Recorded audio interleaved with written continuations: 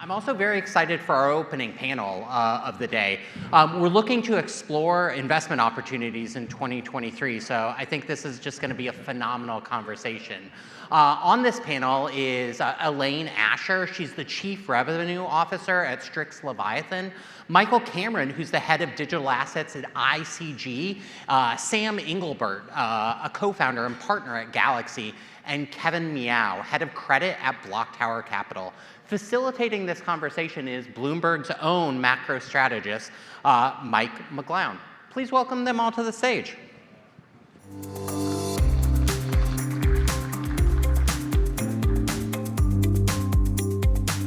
Hey.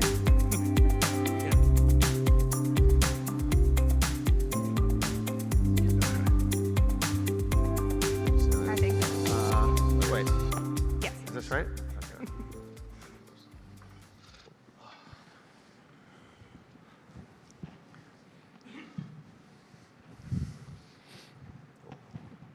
I think we're waiting for an introduction. Are we doing that?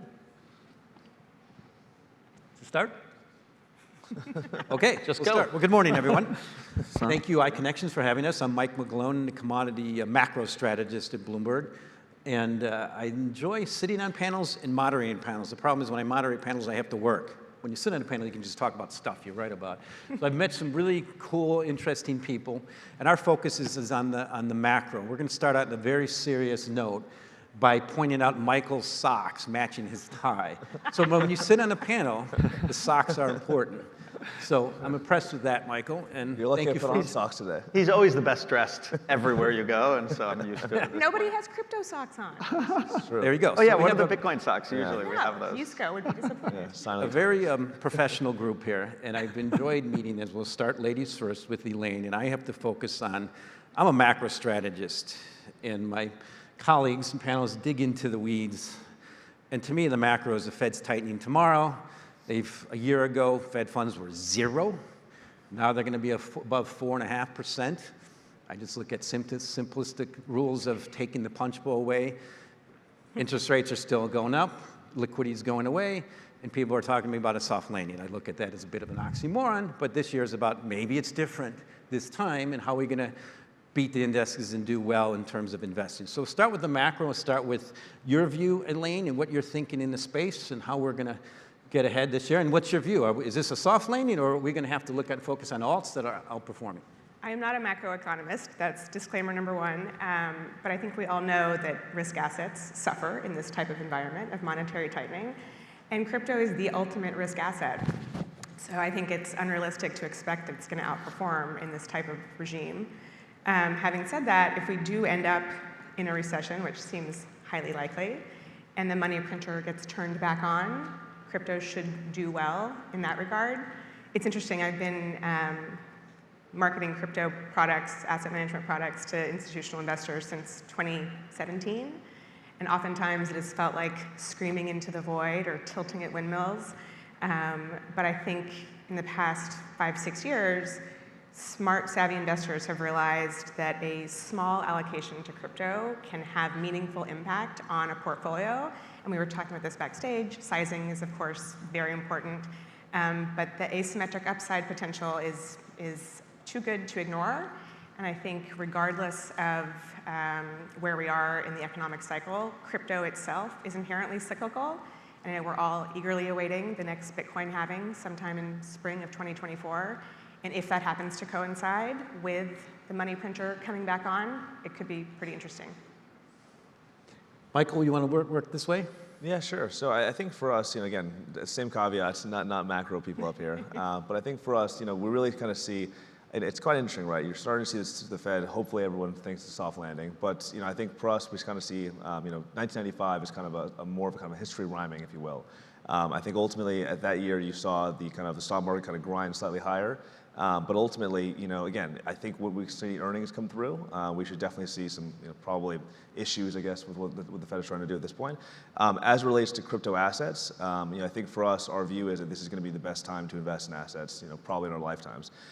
For us, though, however, we're focusing not on the kind of the tokens, if you will, but on the kind of picks and shovels, early stage companies and really the building. And so I think for us, regardless of what happens in kind of the macro environment, And I think we're kind of advising clients to do 1 to 3% of portfolios because, as we discussed, again, it's sizing. And I think the asymmetric upside really kind of overshadows any kind of macro issues that we're going to see. Asymmetric upside. That's a cool takeaway. I love that. That's your bullet point quote.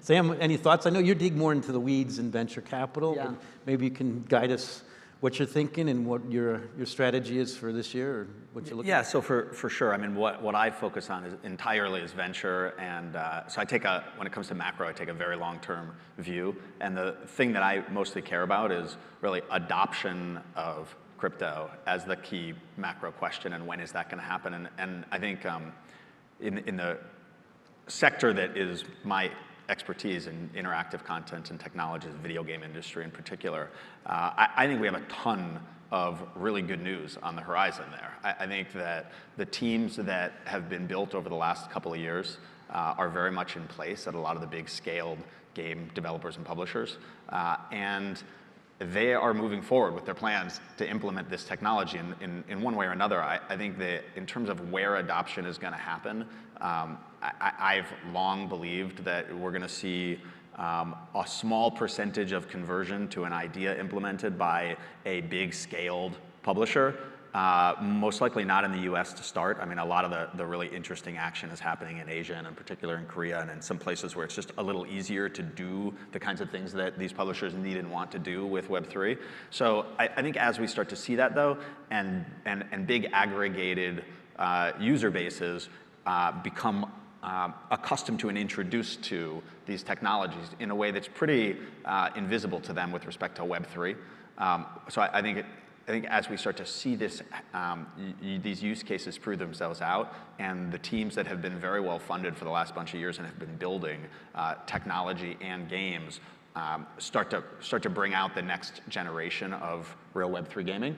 That's where I think we have the most opportunity to prove out why this is interesting tech in the first place, because outside of a few pretty limited examples, we just haven't given people any reason to understand and play with this technology and really see how it affects their lives.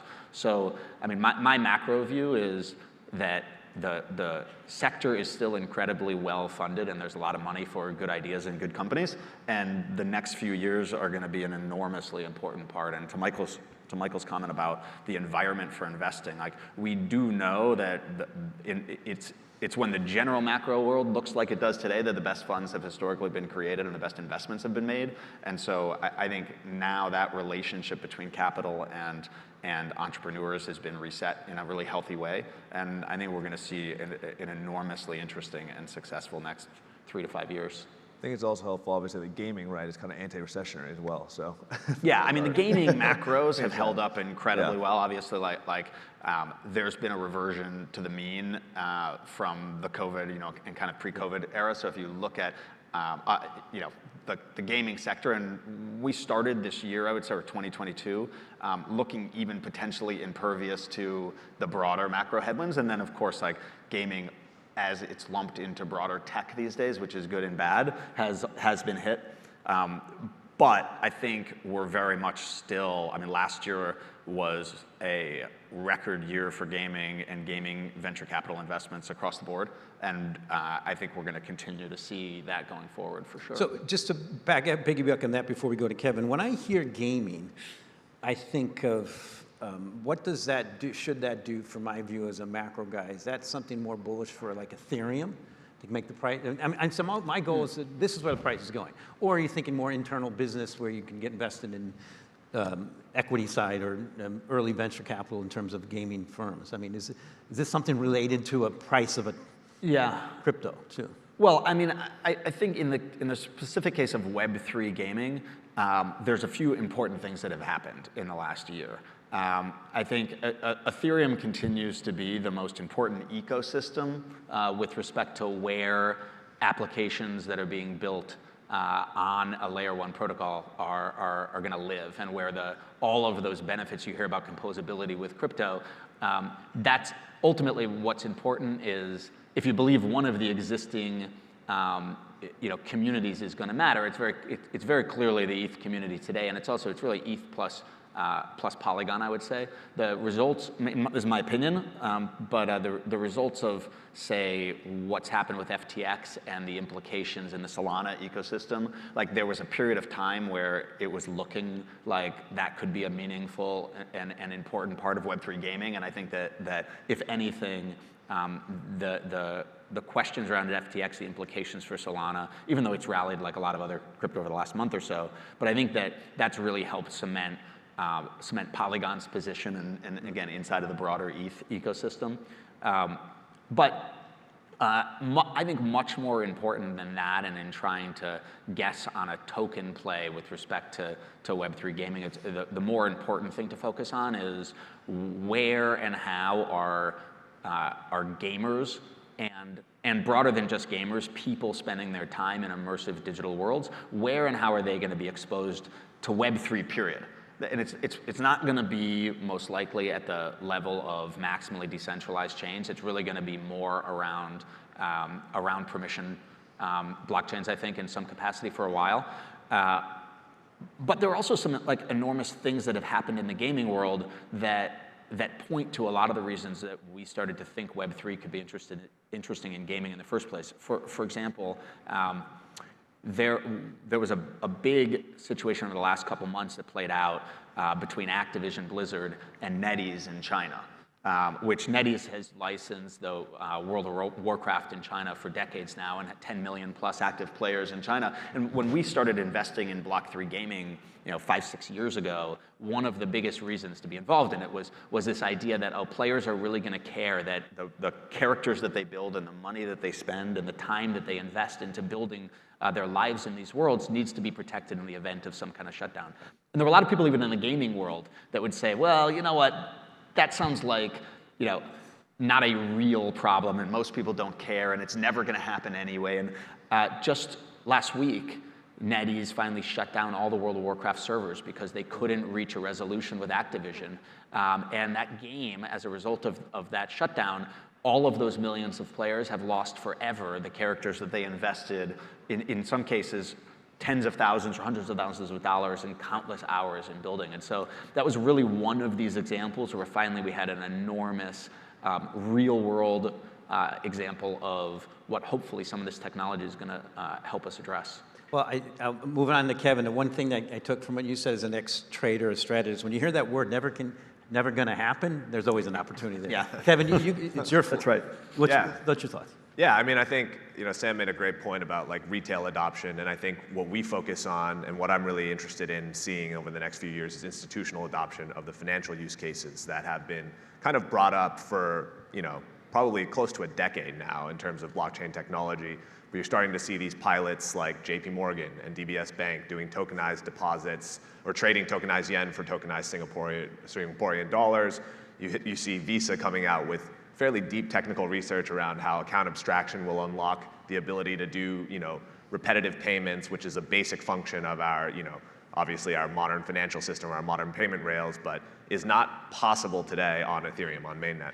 And for us, like, I guess, for very quick context, we don't invest in crypto out of my fund. We invest in high-grade consumer debt, basically real income-generating assets, but we securitize it into a CLO that lives on Ethereum and fund it through different pools of DeFi capital, effectively. So it runs like a traditional structured credit fund, and our objective is over the next few years to be the first fund that lives end-to-end on the blockchain. But why? Like, what is the point? And I think one of the things that we're really starting to realize is the benefit of having financial history on the blockchain is incredible, right?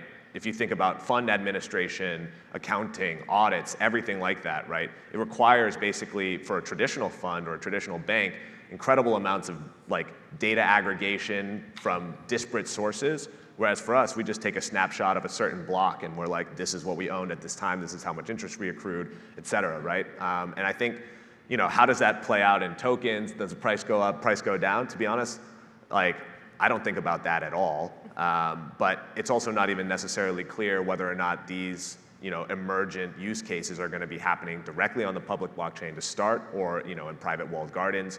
Over time, I think if they're not in the public domain, then this technology doesn't really matter. But I think that over the next few years is going to be really what we're tracking, what we're building for, what we're contributing to the developer ecosystem. And so, yeah, excited to see where it goes. And I think that's the institutional side versus the retail side. So two things I want to follow up what you said, and the key action points I got of what you said was financial history.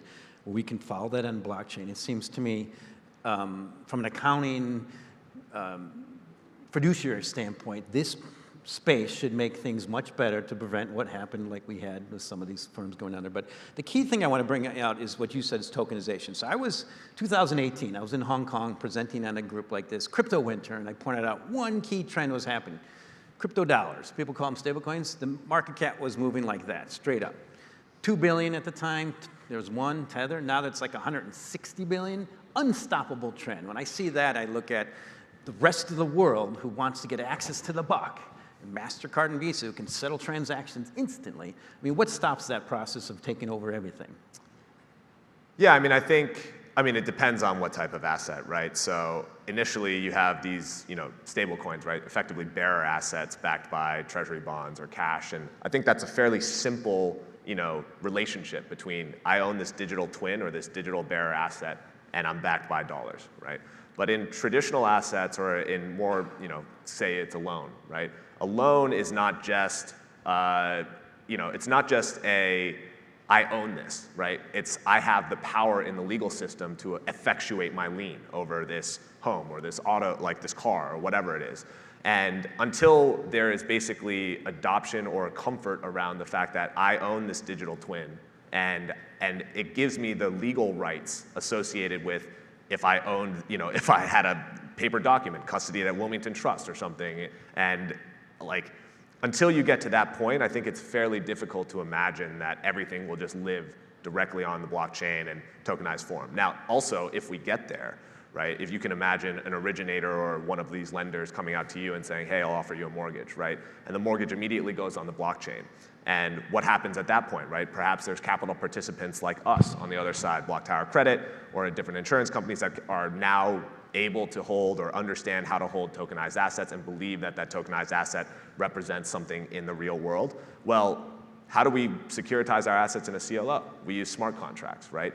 So at that point, if the assets live directly on chain and the capital is also on chain, what's the point of my old trading desk at Citigroup structuring these assets, taking out 100 basis points and charging you 35 basis points on an annual basis to run a securitization, right? And so there's so much inertia and so much basically capital or so much cost that these intermediaries and the gatekeepers take out. And those are some of the most well-funded lobby groups in the country, right? And so I think when you really think about it, right, the technology over time, you have to take the bet it will become a commodity, right? And that's the bet that we're taking. I think what we have to change is both the regulatory aspect of, yes, legal ownership can be defined on the blockchain.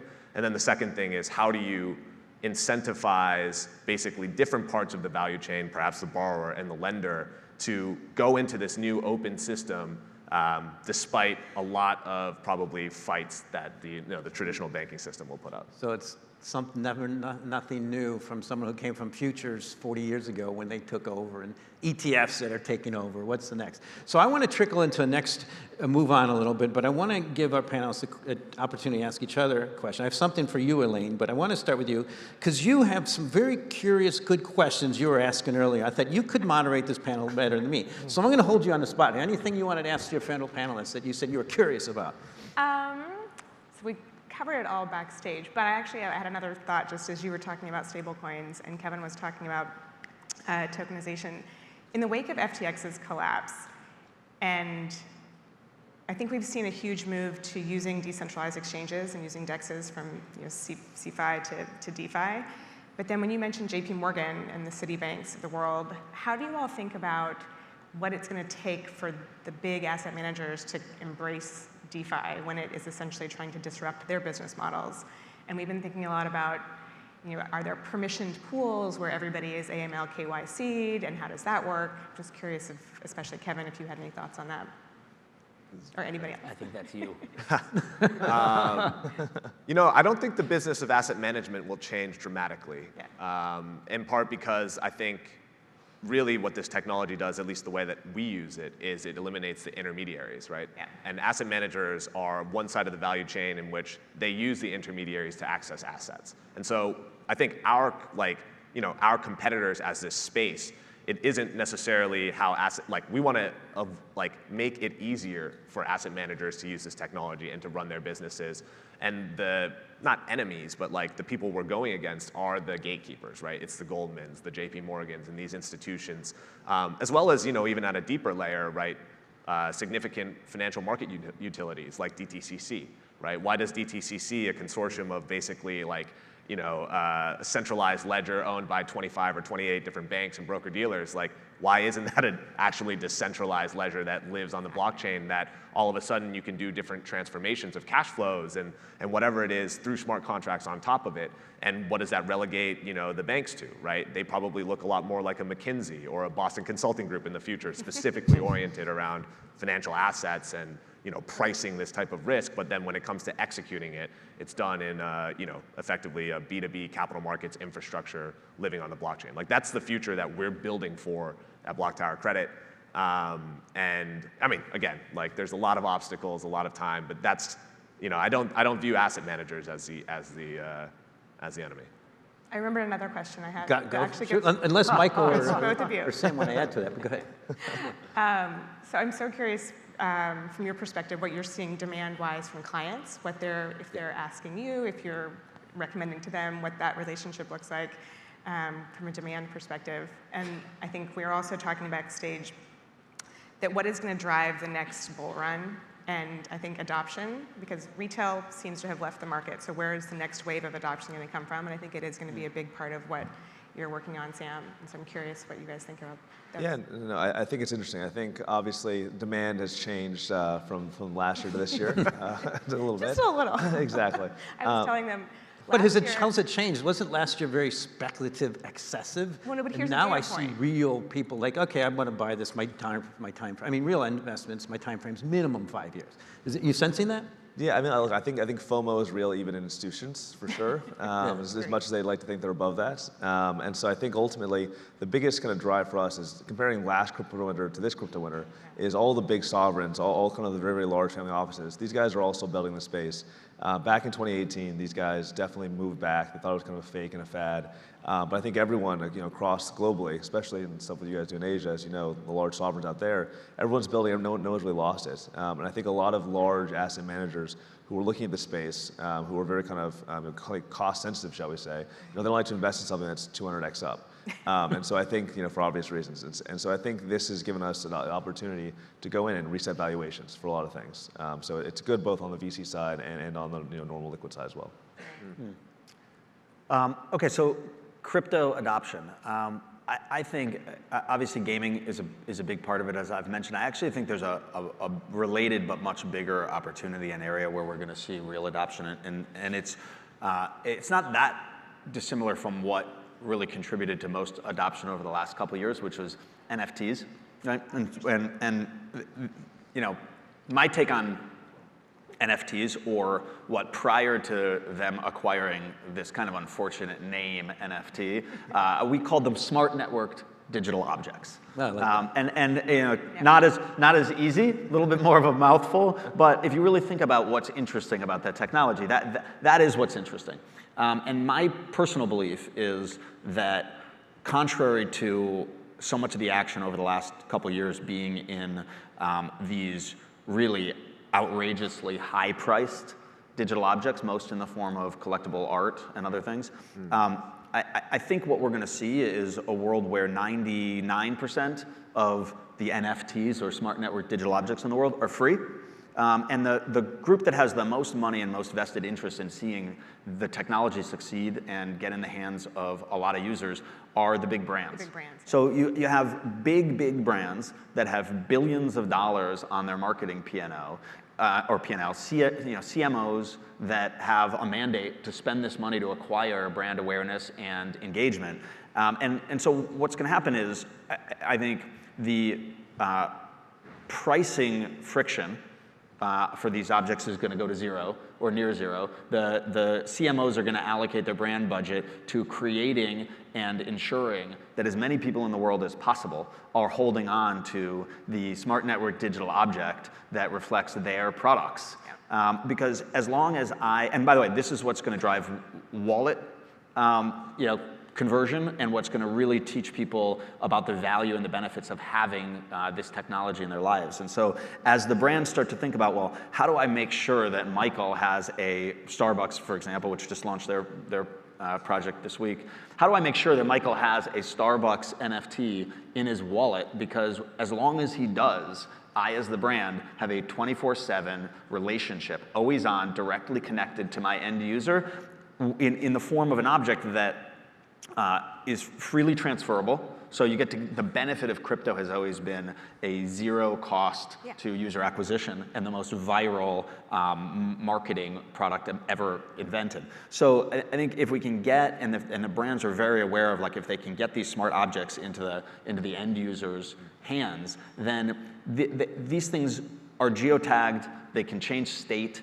They can be transferred freely, like everything that you could ever want. And you're building in a world where we're going to also the other, going back to the macro, like the other trends of major regulatory efforts to control data privacy, the general ethos that, like, we're no longer supposed to be exploiting, and brands are no longer supposed to be exploiting people via, manipulative advertising and other things like that. Now you have an opt-in situation, like, for as long as you want to hold an NFT from a brand in your wallet, you do. And you have a relationship with the brand, they can talk to you, they can motivate you to do things, you can get real value for that relationship. And when you're done with it, if you want to, you vote with your fingers and you drop, you drop them out of your wallet. So this is really the area where I don't know another place that has hundreds of billions, or potentially really a TAM in the trillions of dollars, and a real need. So if I was going to bet on anything over the next couple of years, and obviously there's a big part of what I am betting on, it's that we're gonna see the brands drive adoption in the form of real utility. Well, it's funny because we've been saying for years on the asset management side, when are the institutions coming? When are the institutions coming? Every year someone's like, the institutions are coming this year.